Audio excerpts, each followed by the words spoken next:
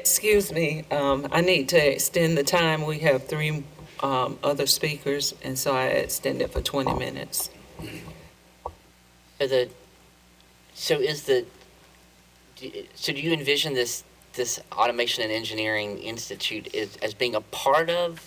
Is it a school within a school that you have to apply to get into, or are all students a part of it and some are just less aligned with it than others?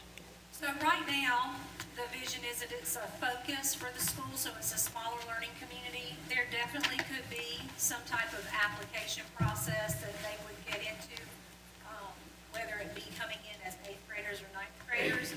Right now, we want to make sure that as we come in with this first group of students, these first cohorts, that they're all able to be exposed to what we have available. And then I do envision, as we probably go 9th through 12th grade, and reflect on the procedures and processes from the year before, there may be somewhat of a process for them to come into that small learning community. But to begin with, I would think that we would offer that to everybody as an opportunity. But so currently you don't envision it being like, say, Greenville High, where you choose law or business or kind of as your focus and pursue that path exclusively. You would choose that. Okay. You would choose that as a pathway. Those 5 pathways are complementary, and that's why we selected them that way. So they all could be students, there could be more fluid where students could come in and out of the pathway based on if their interests change according to what course they took. So they may take a course and say, hey, I had no idea I was so interested in environmental design. And then I'm going to go take this next course, and it goes into a different pathway, or the computer side of it, or the informatics piece of it. So those 5 right now complement each other. And as we add on, we're going to try to make sure that those are complementary as well, because we know that high school students make lots of different decisions as they go through 9th through 12th grade. They're not supposed to know exactly what they're going to do yet, but we do want to give them every opportunity to find out what's available and purposefully take courses to set them up for success when they graduate. Okay. Well, I'm really excited about it. I mean, the thing that most excites me is that we have an opportunity here to demonstrate that a neighborhood school can have a specific focus, and that its success in building a unique and different community doesn't have a negative impact on other schools and their ability to build unique focuses. And so I hope that our other schools really kind of build on the excitement that this is creating for our high school community. So thank you for doing that. Thank you, Mr. Lewis. Mr. Sutter?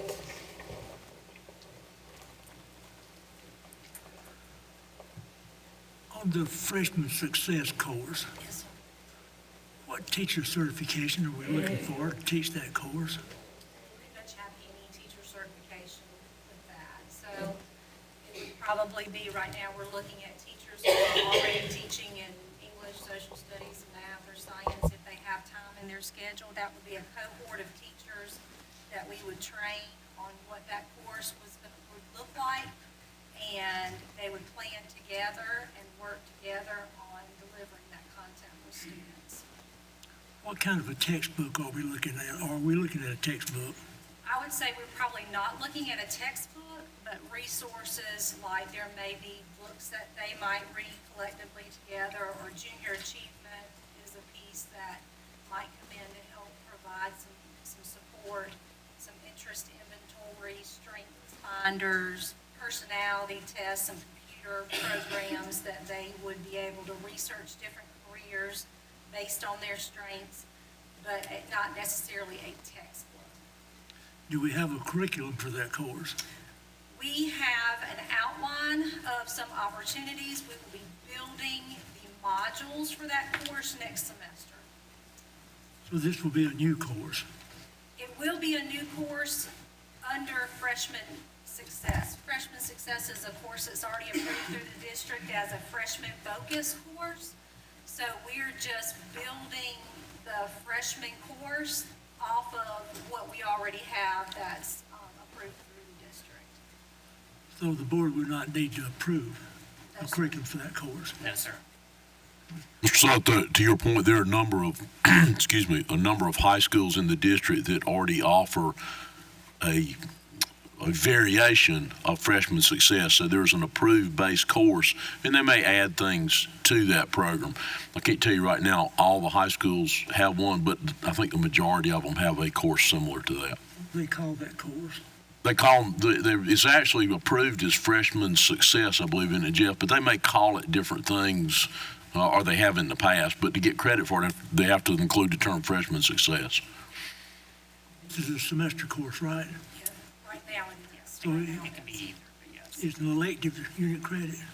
Sir? It's an elective unit credit. Elective credit, yes, sir. How is this similar to a career center, and how is it different? Fountain in high school. Yeah, it looks like to me most of what we're talking about here is technical, what we have in Greenville Tech and what you have at Clemson. Well, what I would say, and Maureen can certainly add on to this, or Eric too, but what I would say is I think this is a unique school for us in the sense that most of our students at a traditional high school would have to go off campus, for example, if they want to take mechatronics, or if they want to take some of the technical pieces of the Career Center, welding, those types of things. Certainly, we have some Career Centers on traditional campuses, but for those specialized Career Center classes, they would have to go off campus and take those. So for Fountain High School, which is more of a comprehensive high school, they can stay on campus, so you don't lose as much time going from math class down to your welding class for 2 hours or whatever happens to be that you're spending in that time. So it's kind of a combination, if you will, of a Career Center being tacked on to a traditional high school. It would be the big difference there. And there are comprehensive high schools in the state, but I'm not aware of a design like this where you have a specific focus of career and technology courses and pathways that are able to be offered in addition to the core courses that are offered. Usually in a comprehensive high school, there are multiple courses that are offered in the career and technology field, depending on what the district can afford and support. But this is the only one that I'm aware of that has such a focus with the Institute of Automation and Engineering Lab, with all of that high-quality equipment where students can actually receive those industry certifications and work at the high school.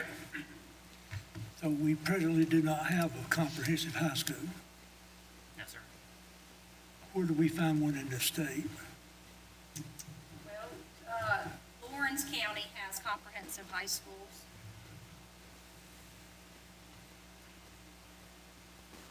Any county that does not have a career center would have their career and technology courses in their high school. The only other one that I'm aware of is that's in the upper state, the one at Lawrence 55 and then York Comprehensive. Almost every other district has either career center or shared career centers. How is this school like our other high schools? It looks like to me most of what we're talking about here is very similar to a career center, unless you're looking at what we have in this school would be in much greater detail in a career center. If I'm studying mechatronics at this school, would I get the same thing if I studied mechatronics in a career center? Yeah, so I think the difference, Mr. Sudduth, is really, it is a traditional high school, in the sense that if you were to go to Fountain Inn and observe the math, science, social studies, language arts classes down there, it's not going to look any different from Greenville High. It may certainly have an engineering or automation flair to it. We may, just like Greenville High might put a law or business spin on their curriculums, because that's what the focus is of the school. But yes, the mechatronics is going to be very similar at Fountain Inn as it would be at a career center. As Maureen said, though, it's going to be a little more focused in the sense that those pathways are very focused. So they're taking mechatronics because they're getting X certification, but they can earn some of the same certifications that they're going to earn at a career center like any of our kids could.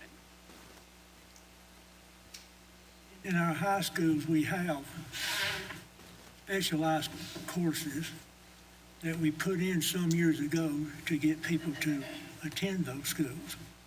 And through that, we built up these schools to be schools that people really wanted to attend. So when we're looking at this school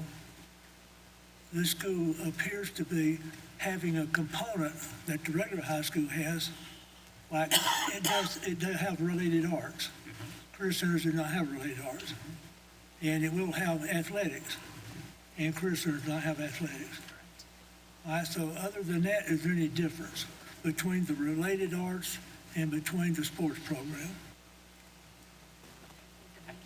I mean, the related arts maybe choose to be different, just like they are, many of our high schools do choose different related arts based on, again, their focus or their kids' interests. But no, this would be not a career center. This would be a traditional high school that just has a very unique focus. Think of it very similar to Greenville High with a law focus. They have a law focus. That's not a career focus. I mean, that's not a career center where you need specialized equipment to do law. Fountain Inn has a focus on automation and engineering. There just requires some additional equipment, heavier equipment to do automation, for example, than some of the other schools would require. So we've got the traditional, Jeff, with the English, the math, science, and the social studies. And then we have this second component, which is composed of automation, manufacturing. How much are we looking at automation? How much are we looking at manufacturing? I'm kind of confused about, it seems like most of what we've been talking about has been automation. Is automation the same thing as manufacturing? Yeah, There's components of it, yes. there's definitely components of it, but we are utilizing the term automation as our advanced manufacturing term. So, and that's what industry is starting to go with when we talk to Phillips, when we talk to Bosch. We're starting to go more towards automation, but just for your references, yeah, we're thinking back on that being advanced manufacturing. And I would say, Mr. Sedith, that some of that we can't really answer right now because it's really going to depend on the student population and what paths they choose to take. And for example, early on in the conversation I had with some engineer that I was talking to about this school, one of the things he said was he loved the idea that this was built into a school because I think it was mechatronics that he was saying that would have been incredibly valuable for him, even though he was on an engineering path, to have taken mechatronics. He didn't take that path, but now in his career he was saying, gosh, if I'd have had that opportunity, I don't know that I'd have chosen to do that, he was saying, but if a counselor would have said to me, hey, as an engineer, you ought to really know, is it mechatronics? You ought to really take mechatronics. That's going to help you later on in your career. So there may be instances like that where a kid may take a career center class over in the Automation Engineering Institute. They may take just that one mechatronics class, even though they're actually going to go be an engineer. So there's the flexibilities to move in and out of this institute based on what your pathway is. So I couldn't really tell you right now if we're heavier on automation or heavier on engineering because it's really going to decide on what paths the kids choose once they get there. Are those two areas that do not require teacher certification? Well, they would require certification. We would be working with Mr. Williams to, pull some industry folks over, but they have to get certified through the alternative certification path, ultimately. Everybody at some point has to be certified in some form.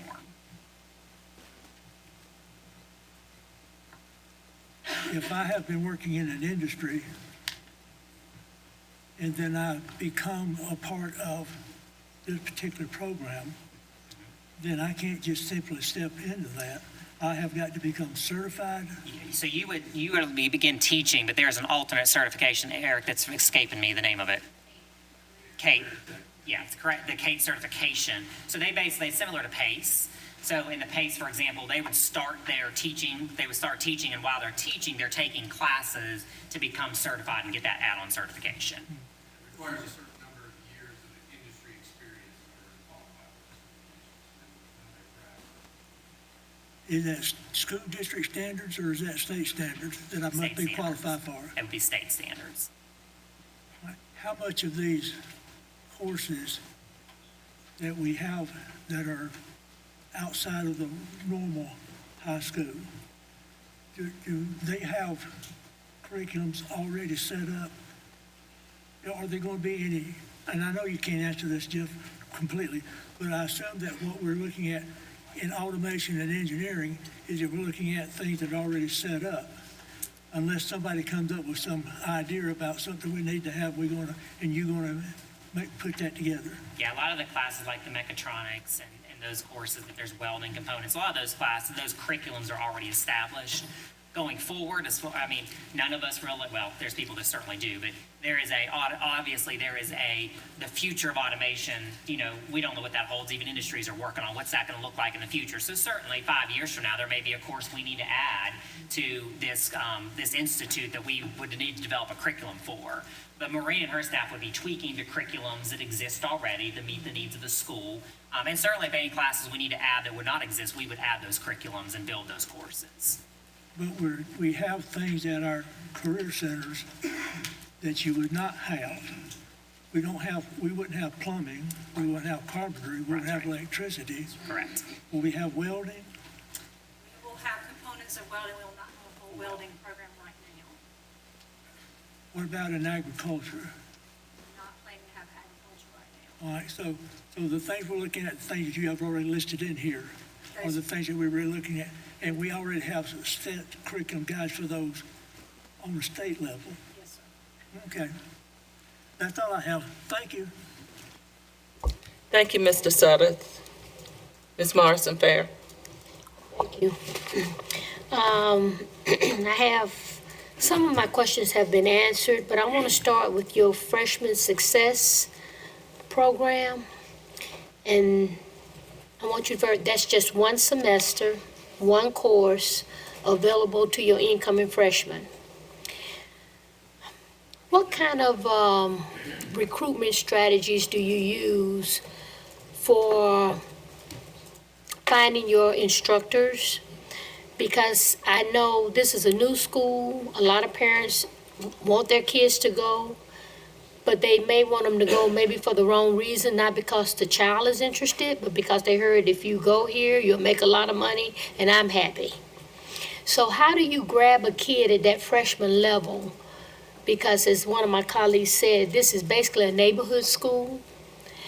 And how do you grab a kid at that freshman level so that this whole program will be successful? So really just making sure that they have lots of opportunities to be able to take those interest inventories, to learn about what their strengths are, to have different speakers come in and talk about how they apply their skills that they learn in their job to what their career is, what their path in life was, how did they get where they are. And then really going deep into an orientation into the Institute of Automation and Engineering. So they know what types of equipment is there, how we use that equipment. But the main focus of that freshman success class is for students to know what their strengths are, what their interests are, and how they connect to opportunities in high school and outside of high school. And that's why I asked the question about the instructor. Yes. What kind of qualifications are you looking for an instructor for that type of class? So we're looking for certified teachers.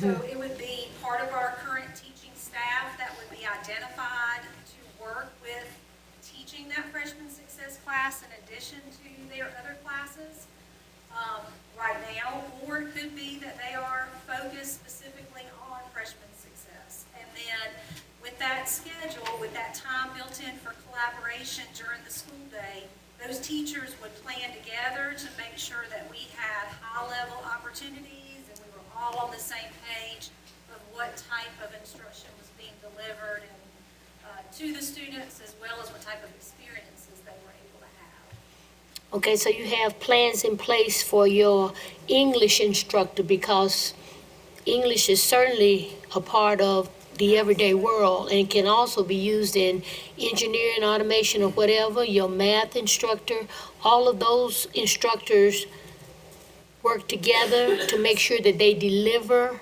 the same message as far as automation and engineering is concerned, how it relates to English, what type of opportunities that a student can take advantage of, even if I may not be interested in engineering, but I'm interested in writing, but I want to be part of this world.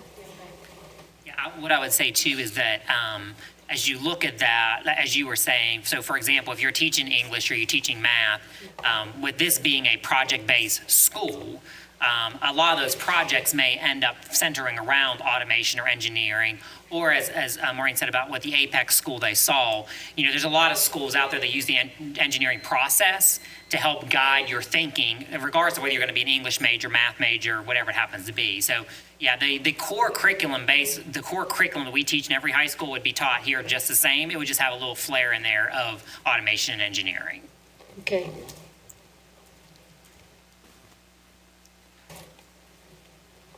Okay, I need to extend the time again. We have two other speakers after Ms. Morrison Fair, so I extend for 15 minutes. Okay. Do you also have opportunities in the summer for students, other students in Greenville County, to maybe take courses at the new school? Have you coordinated with Malden and Hillcrest for those other students that may not be assigned to Fountain Inn, but for them to have a flavor of what this industry is about? We certainly could look at, we have talked about in the past, to Eric's predecessor, we have talked about having some career camps for students. That's not something we've necessarily put in place at this point in time. But technically, that could be, that's something Fountain Inn particularly could look at, or really any of our career centers could look at. It just requires the staffing, of course, the teachers. You got to have this, teachers that obviously know how to teach those classes or safety and all that. But that's something we've toyed around with prior to Eric coming on board. And certainly something Maureen could look at running some, just like our schools run arts camps and other those camps, certainly we could look at running some camps at Fountain Inn as well. In the future. But I think as they explore the next 2 years and building those curriculum, those are all things they would need to consider for the future. We also have two pathways already established for really more directly related to advanced manufacturing. There's one at Greer that's linked with bonds, and there's one at Berea and Travelers Rest that's linked to NRE Career Center. And they can take the introductory courses. In fact, you may recall visiting up at Greer into the classroom for the first program that we had. So they can begin their path, if they wish to do this, in those 3 high schools. Now, in our other high schools, they would have to begin their path at the career center that serves their high school. So there is a version of this, maybe not quite as intensive. It doesn't look quite the same, but there's a version of this available to any school, any student in any school in the district. But it would involve them also going to the career center. Okay, well, that brings up another question. And the reason I asked that question, because I'm looking at that A.J. Wittenberg model, and students across Greenville County, even though they do not go to A.J. Wittenberg, they have opportunities to look at that program during many summer opportunities, which gets the kids involved, even though they might not be assigned to A.J. Wittenberg. So that's why I asked that question. Also, you said it's a version of this at several different schools. What have we done to bring our counselors in so that they will feel comfortable with how they approach students and how they get students involved at even thinking about this pathway? Because the counselors always say, don't give me another thing to do.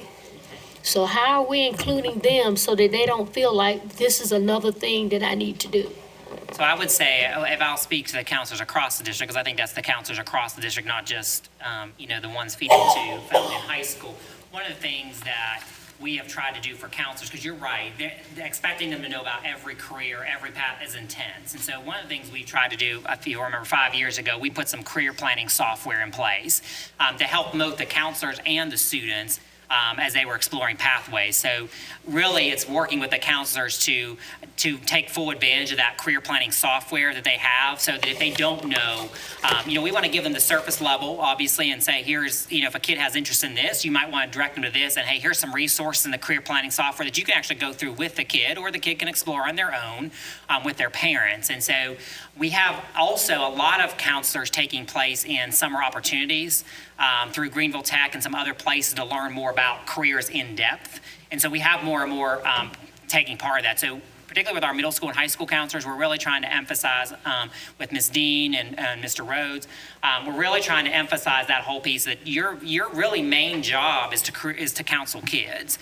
All of our counselors are career certified counselors, so really helping them understand that's really the main crux of your job, is advising students and helping them find their path in life. And so I think as we find more opportunities for counselors to engage in that, the pathways to Greenville Tech, that actually came out of some counselors who said, if we just had pathways, I could tell a kid, hey, here's the whole coursework you need from high school all the way to Clemson or USC.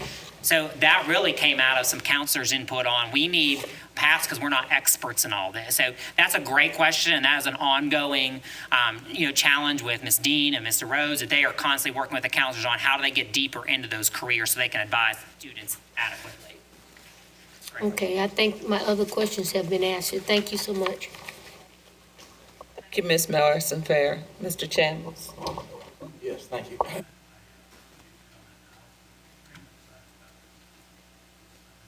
I've heard about other places that have similar types of programs, and I think it is about time that we get this thing running. The other thing is, you still have, a year and a half or so before you open, so you have a lot of time to do a lot of developing of programs and curricula and so forth. And I would say, I asked some of the questions I'm going to ask you in different format recently, and I'm not sure if you were in the room then or not, but I want to just kind of reiterate a couple of the questions I had and see what your thoughts are there. One is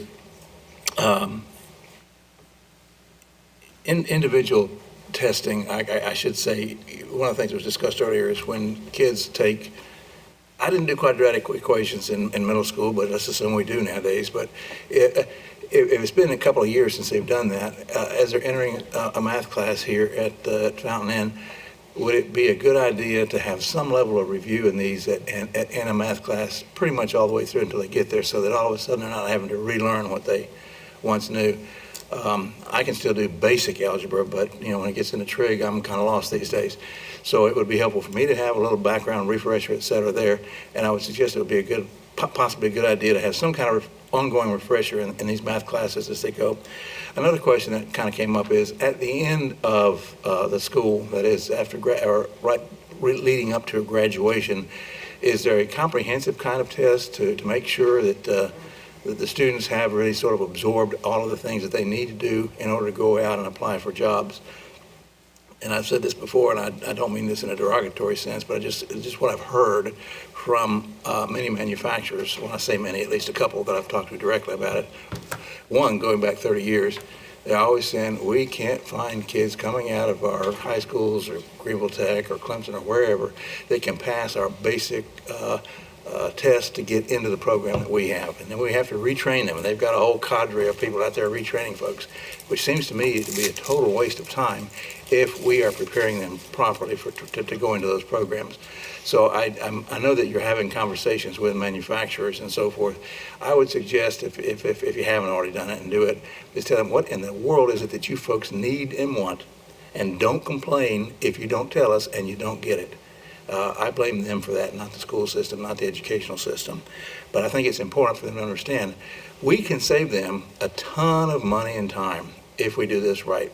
Having been to some of those manufacturers and worked for one for many years, they have a whole slew of folks out there just sitting around retraining folks. Now, some of that is training them for future things as they come up, and so I don't blame them there.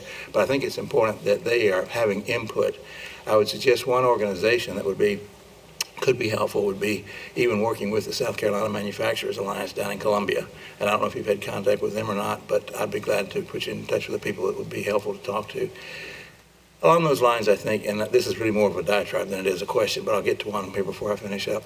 Along those lines, too, I think that one of the things that's kind of been hit around a little bit is when we talk about preparing kids for the future, as we know, there are all kinds of disruptive technologies and disruptive marketing and everything else out there. And as we always say, we don't want to train 10,000 kids to do welding when we only need 10 welders. So I think it would be helpful to have some kind of conversation, whether it's through the State Department of Commerce or through the Manufacturing Alliance or individual manufacturers in our community, about what are the trends and what are they seeing. And I think that's implicit in what you're doing, and I don't want to tell you you're not doing it right. I'm just going to say keep that as a good focus, I would think.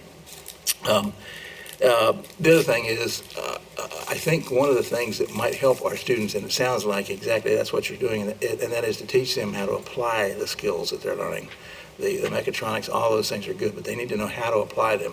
When they get to a $60 million machine, and for some reason it's not working, as I was told happened in China within my old company one time, after 3 or 4 mechanics, repair folks came by, finally somebody said, well, have you thought about plugging it in? Literally, that was the story. And so we want to make sure that our folks kind of know where to look, and I think that's going to be a part, and I think it would be important to make sure they understand how to apply these skills as they're there. Last thing I was going to ask is, and I think this is also probably implicit, is in the English side, I am a firm believer that you cannot just do one thing to the exclusion of everything else. You still have to have a little history, a little civics. You have to have some math, basic math. You have to have some English. In the area of English, for example, I would assume, do you have any course that deals with, or any aspect, or would it be helpful to have one that deals with technical writing? I know a couple of my kids have had to do some technical writing instructions and things like that. That's different from writing a legal brief or a novel. But I'm assuming that that's part of the program too. But those are pretty much my questions, and I'm not sure if if they're very easy to follow one at a time. But that any input you might have on that would be helpful. I don't think I wrote all those questions down as you were talking. So you may have to repeat some of those questions. No problem. Sorry.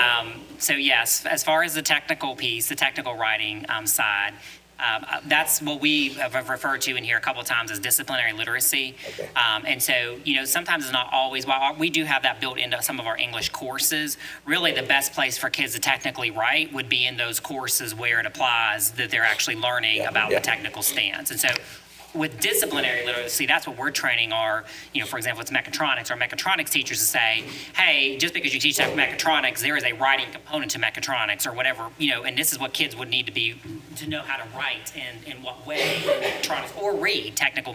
If they're fixing a machine, they've got to know how to read and interpret that. So that's really the disciplinary literacy piece that we talk about a lot in here, where it doesn't rest solely on English teachers who have a lot of knowledge, but they don't have knowledge of every discipline and what happens. So that's kind of where that goes. And I would also say we have a lot of what I would call spiraling in our math courses as we go up through high school, to your point, that we try to keep that stuff, fresh as we going through. We've met with manufacturers and businesses. We have that. I mean, Maureen and Eric have those committees. I have those committees. I work through various forces. And I think what you said is very accurate. I think a lot of times when we dig down on that, say, well, what is it that kids really do not know? Sometimes they are very specific things to say, well, I can understand why a kid couldn't pull that out of their head from 7th grade. And probably that's not something we would have reviewed through time because it was so specific to the job that you do in manufacturing or, pick a company. And so really what is working with those is trying to identify those skills that we need. And again, we've discussed many times, how do we build that in closer to their end of high school experience? To your other question, there is no test now that kids have to pass as far as basic skills. HSAP was the latest test we had that was eliminated a couple years ago by the state. That would have been the closest thing the kids would have had to pass. It was kind of a basic skills of, you had to pass that to graduate type thing. But we don't have any of that currently. The only thing we really have is end of course tests for the 4 subjects. But that's really not towards most of those courses. Most of those end of course tests happen at the beginning of their career, and high school not at the end. And they're not a pass fail. I mean, they can pass or fail them, but they're not. If you fail that test, that doesn't mean you can't graduate. It's 20% of your grade, so you have to have had a high enough grade that didn't impact it. What other questions did I not answer for you? Well, I was just maybe commenting on it. It might be helpful to have some conversations, if you don't already, to get with such as the State Department of Commerce, Manufacturers Alliance. There may even be an upstate version of that, but and part of the reason there is we're getting new manufacturing positions every year in Greenville, particularly to the tune of 1,500 opening positions. Not all of them are high-tech, mechatronics types of jobs, but we are bringing in, and a lot of industry is coming here, and it's important that we have our folks at least prepared to get the basic entry level. So I think having conversations with them, I've understood that the Department of Commerce will often go overseas to a company that is looking at South Carolina and say, what is it you need your workers to be able to do? They'll come back and start training workers sometimes. I don't know how involved that is or anything else, but those kinds of things I think that are helpful so that we're not overeducating kids. They're not going to be able to use their skills when they get out because of a lack of jobs. But that is just more of a suggestion, I think, and frankly, I think it's helpful to have that in mind. That's great. I don't know that we work directly with the state version of that. We certainly work with the upstate version of that and several other companies, but certainly the state one. Any resource that we're looking for that has a knowledge of what's coming. Obviously, to your point, we don't want to over-prepare. We want a workforce that can go out and find a job and hopefully stay in Greenville. So we certainly want to keep our pulse on that. So that's a great suggestion. More specifically to the state level, we've met with the Secretary of Commerce, it's been a little more than a year ago. We routinely meet with the Greenville Area Development Corporation. We meet routinely with the Greenville and the area chambers of commerce. So we have those different touchstones. Mr. Williams also has a district level advisory committee representing really, I guess, all the areas of career and technical education from the private sector or the user standpoint. And each program within the district has an advisory committee for that program that comes directly from that workforce. For example, welding at each career center would have an advisory committee composed of people who are welders or employ welders. The one at the district level is probably a higher level of employee from representative industries. Thank you. That's all I have. Thank you, and I will increase the time for 5 minutes because we only have one left, and he said he doesn't have a whole lot. So let's do it for 5 minutes next. Mr. Meek. Thank you. Very short questions. You probably already answered these, but are you going to be on the block schedule, REB, or regular schedule? Good The question. schedule right now is fluid, which will be through development of it. It will be student-centered with opportunities for both long courses, like semester course, and year-long courses, depending on the needs of the student and the needs of the course itself. So there will be a hybrid or a combination of multiple time periods of courses throughout the day. Okay, if you're not on the block schedule, how will the students complete their course in one semester? They would have the time from the state required. If it was in a 90-minute block of time or a semester course, we still have to meet the minutes. So we would have to make sure that those courses that are on the semester were meeting the minutes of the state requirement. You may have some type of blended schedules. It will be, definitely, yeah, definitely. Can't listen to the bells and transfer classes. We can probably do bells in different classrooms if we need to, if we do have to do bells. The new system there at Fountain and Mr. Meek was set up so that you can actually program bells by section or by classroom, so it can be tailored to the classrooms. Okay, very good. We talked a whole lot about curriculum this morning, so I'm not going to go there, but I do want to know a little bit about the athletics program, how that is going to be developed over the 4-year period. So we have an athletic plan in place that we've been working with Vance, and he may be able to talk a little bit more to that, but we've been building on that and stepping it out all the way from beginning some programs as early as this summer possibly through their 12th grade year for a full course of athletic programs. So, Mr. Nance, would you like to speak to athletic programs and plan? He thought he was going to get out of here free today.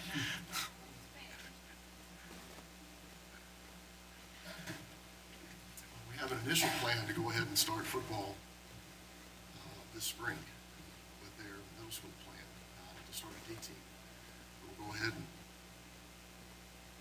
build some momentum towards starting the high school program in 21 when the school opens.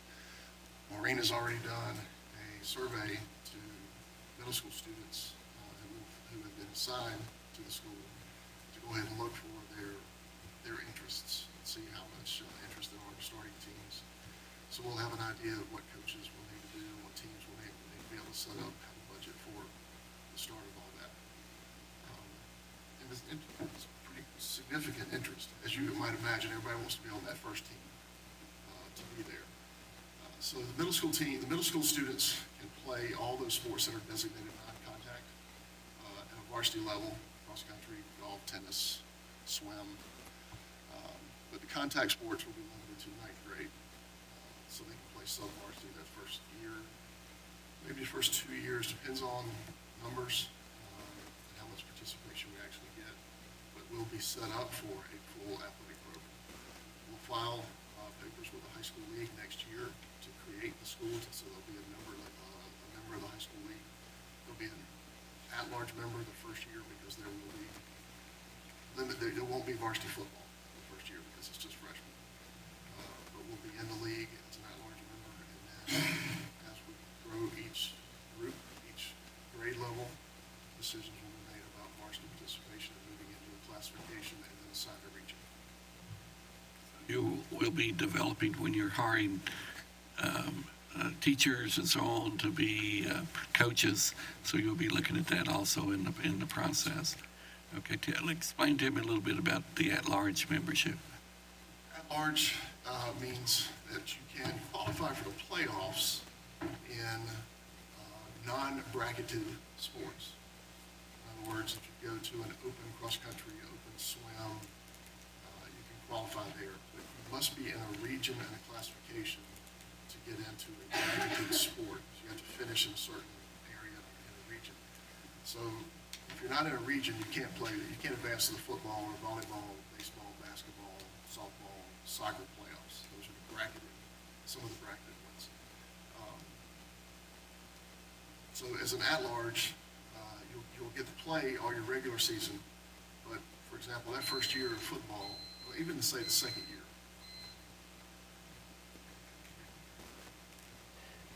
Okay, I'm gonna increase for another 5 minutes. Let's say in the second year, we opted to play varsity sports. Then the high school league would assign us into a classification and a region. And let's say we were 2A, Region 2, just throwing a number out, then we would be able to qualify for any playoff throughout the course of the year. But if for some reason we opted not to play because of numbers, it just didn't appear to be the numbers there to do that, we could maintain the relationship as an at-large member. We would play as many games as we could with any opponents we could schedule, but we'd not be able to advance in a bracketed playoff. Now, the cross-country kids, the swim kids, the wrestlers, those that are open tournaments, track, those that are open tournaments, those kids would be able to participate in the state tournament, in the playoffs. But football, basketball, bracketed would not be able to advance. Okay, if you jump forward to school year 25, 26, what do you suspect the classification will be? At 1,000 students, at what our anticipated capacity is, 1,000 will be on the border between 3A and 4A. We really don't know because each realignment changes. This most recent realignment we're going through is going to have the top, no more than 40 schools at 5A, and then approximately 44 schools at 4A, and then again 44 to 46 in the 3A range. So it's wherever they're going to be. My guess would be 3A. Okay, thank you.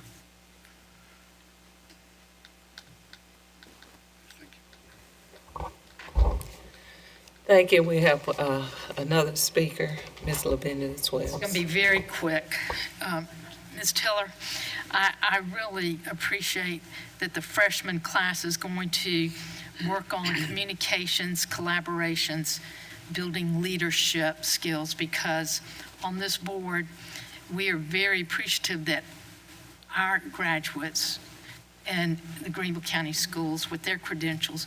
Ms. Bush was president of the South Carolina School Board Association several years ago and duly elected Mr. Sailors as president of the South Carolina School Board Association, and his speech on Sunday was, it was exquisite, and it was targeted to education and making sure that our children receive all that they so deserve, and that we are good stewards, and that we will make sure that we accomplish these goals. And everyone was just, we're so proud of both, and we're proud of all of our school board members, and we would like for our students in this community to one day be on this school board, making sure that when we open new schools, they are attentive and they know what direction we need to go. So you have a lot of pressure, but I feel like you have the leadership to make this the best high school, one of the best, because you can't go above Wade Hampton, Greenville High, Woodmont, and all the others. Okay, are you good with that? But all the high schools are great, but we like all of them to be equally as fantastic as Carolina Academy and all of them. So thank you for your leadership, thank you for your presentation, and I will turn it back over to Ms. Goodwill-Caldwell. Anybody else? Going once, going twice. Okay, all right, that, Ms. LeBen as well, that Yes, that ends the concludes. instructional Thank you so part much. of Thank you. the agenda. Thank you. At this point, I will turn it over, administration, to Mr. Mead. Thank you, Ms. Levitas Wells. The Ad hoc Committee on Personnel Policies have met several different times over the last few months, and there's a couple of items that we're bringing forward this morning that is mostly administrative, nothing substantial in changing the policy. Dr. Royster, do you have anything to say about this? Only to add, Mr. Meek, we appreciate the opportunity to provide recommendation and input during the work of the committee, and we are in full support of and agree with the recommended changes from the committee. Thank you. Thank you. Do we have any questions or comments from board members? Mr. Suddeth. My question is, why do we limit vacation up to 45 days that they can use, that they can bank and not use? Why 45? That ties to what the state allows you to have, to use towards your retirement earnings. This is a state rule. What matches the state. The state says you can't take any more than 45 days of bank vacation. Thought I have, thank you. Thank you. Anyone else?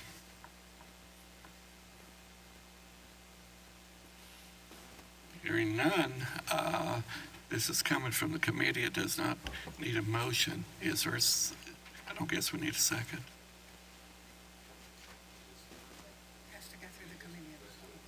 Just need to be approved by the committee to advance to the board. We need a motion or not coming from the committee? Yes. Yeah, I think you need a vote, yes. You need a vote. Yes. Okay, is there a motion?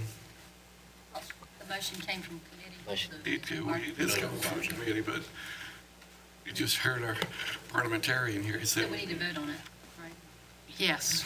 There's Do you have a motion on the floor? from the From the committee. committee. Take From this the motion. committee, Coming from the committee. yes. To And we're approve. going to vote on it. Well,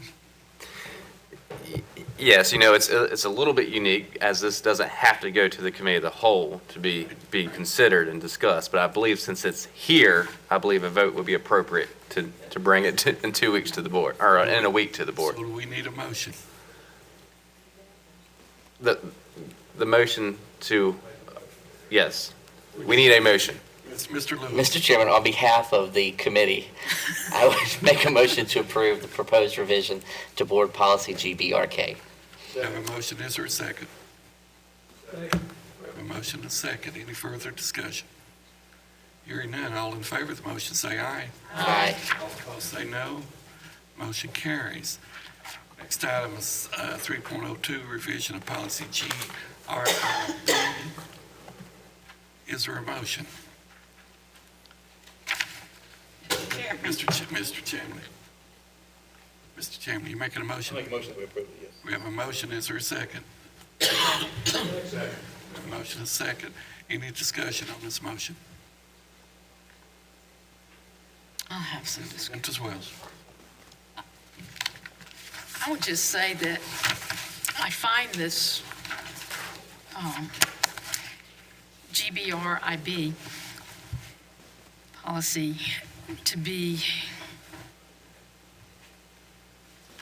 extremely accommodating and assisting and generous to all those at Greenville County School District.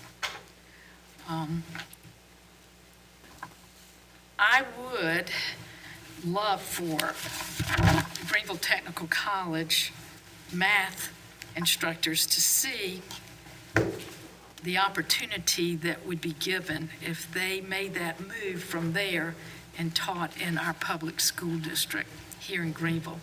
As well. Because I'm getting ready for this, because I think it's very generous that 9-month employees, teachers, they get an additional 15 days of annual or sick leave. And I know they only work 190 days out of the 365 days of a school year. And they're now at a level that is comparable to a fair living. It's not where it needs to be, and I would like for teachers to get paid more. But very seldom do you see people in the industry, retail, et cetera, that are able to get time at Christmas and spring breaks and so forth and summers and et cetera. And I want our teachers and district employees to understand that we do care about them, and I think we always make sure that we go over and above for this district than other districts in the state of South Carolina. And if I had anything to say to anyone in college, I would say that you need to go into education, and you need to come and teach here in Greenville County, because the benefits are excellent. And that's all I'll say to this policy. Thank you. Thank you, Ms. LaFentus-Wells. Remember, we're discussing a revision only. Any other questions or comments?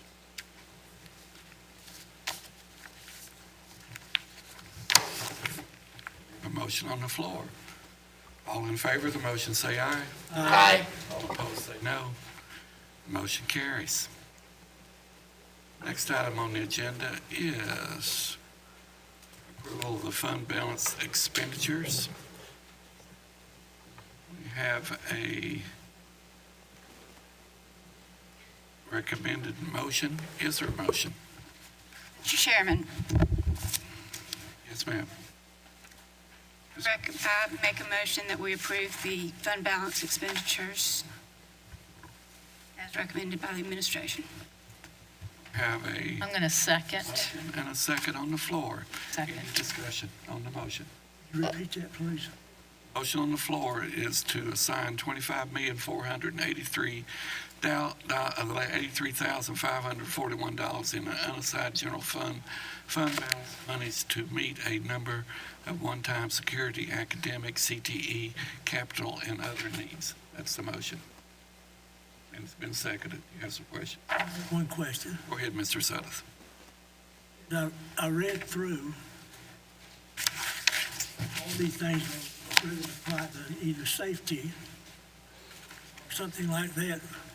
The only question I have is, when we get to the point of the year Dr. Royster, when we start talking about next year's budget, is this going to be able to help us not raise taxes, or is it going to be something that we should have looked at stronger? Any of these things on here. Yes, sir. I understand. We're spending $25 million, and if I have to go out in the public and say, no, we need to raise taxes by so many mills, they say, well, you just took $25 million. So can you find another $25 million? You won't have to raise taxes. Well, and the answer to that would be no, we can't find another $25 million on that. It's obviously revenue in excess of expense, and it's an accumulation of more than 2 years of that. We didn't bring you a recommendation last year because we had not fully completed vetting security issues and needs. What this does, to your point, is it addresses items that would have been in this year's general fund budget or in this coming year's general fund budget that we will recommend to you later in the spring. And our philosophy has been for a number of years that anything that we can reasonably determine is a non-recurring expenditure that we could utilize fund balance, where we're not relying on fund balance to fund our ongoing annual operations.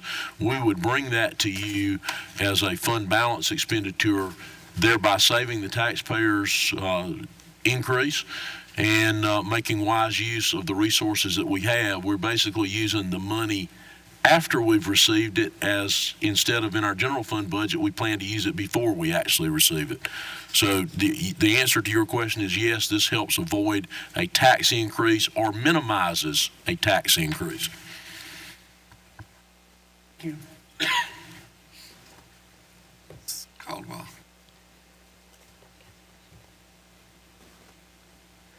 Yes, I get. Put it up on the board.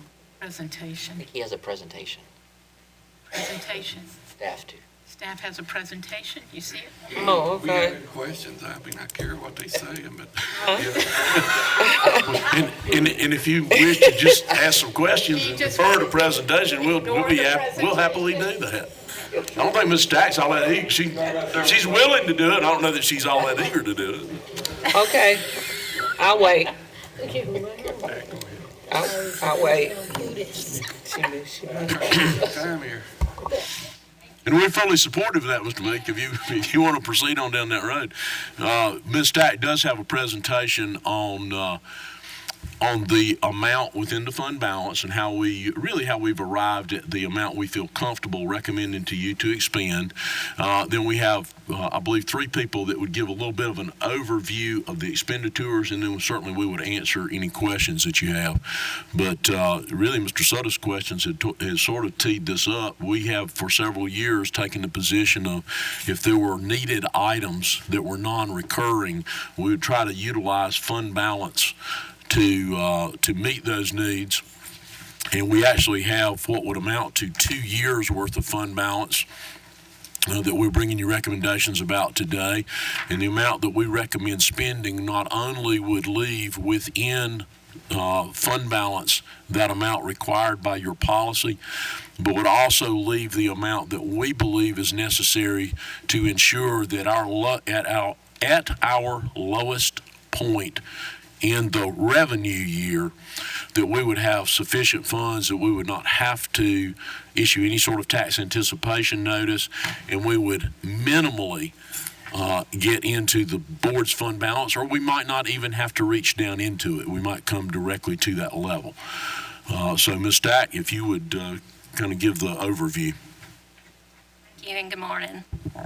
The FY19 year-end financial statement showed that we had an increase to the fund balance of $31.4 million. And as Dr. Royster said, this occurs because our revenues come in higher than budget and we keep our spending less than our budgeted expenditures. Prudent financial management requires accumulating an unassigned fund balance so that we can cover several items as they occur. Net cash outflows as they occur during the year, unforeseen circumstances that may arise, and also it helps eliminate the need for short-term borrowing.